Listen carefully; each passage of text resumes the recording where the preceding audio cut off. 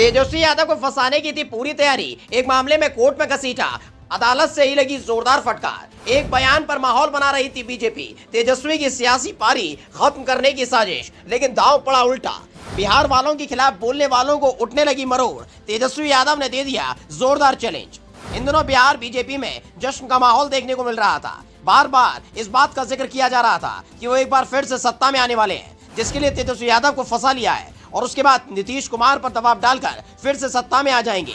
इसके लिए जो प्लान तैयार किया गया था, वो प्लान जैसे ही पलटा, सारे के सारे बीजेपी के नेता गायब हो गए, क्योंकि खेल जरूर बिहार में खेला जाना था, लेकिन उसकी सारी प्लानिंग गुजरात में की गई थी।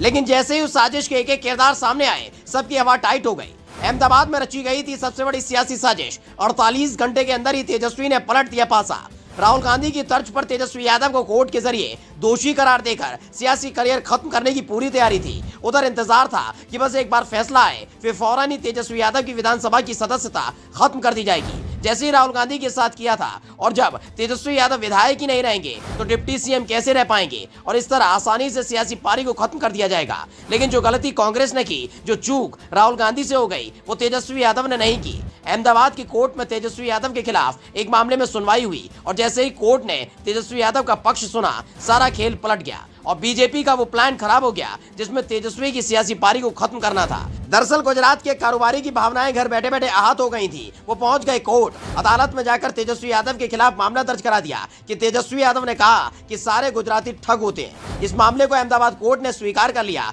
फिर मामले की सुनवाई शुरू हुई, लेकिन राहुल गांधी वाले मामले के बाद से ही कोर्ट बेहद अलर्ट मोड पर है। इसलिए आनन फानन में फैसला सुनाने के बजाय तेजस्वी यादव को भी पूरा मौका दिया कि वो अपनी बात रख सके, और यही बीजेपी का खेल खराब हो गया। तेजस्वी के पक्ष को सुनने के बाद एक बार फिर से कोर्ट ने 20 मई की तारीख दे दी है, लेकिन बीजेपी के जश्न की तैयारी में खलल पड़ गया, क्योंकि तेजस्वी ने साफ कर दिया कि उन्होंने ऐसा कोई बयान दिया ही नहीं था। वहीं कोर्ट के इस फैसले के बाद तो गोदी मीडिया की भी बोलती बंद हो गई, क्योंकि कल तक जो मीडिया बार बार तेजस्वी यादव को पूरी तरह से दोषी साबित करने में जुटा हुआ था, जो बता रहा था कि तेजस्वी यादव ने गुजरातियों को ठग कहा है, वही गोदी मीडिया अब इसे सिर्फ आरोप बता रहा है। यानी गोदी मीडिया भी समझ चुका है कि कोर्ट का फैसला पूरी तरह आ जाने के बाद तेजस्वी यादव के फंदे में फंस जाएंगे, जो सरकार के इशारे पर तेजस्वी यादव को पूरी तरह से दोषी साबित करने में जुटा हुआ है।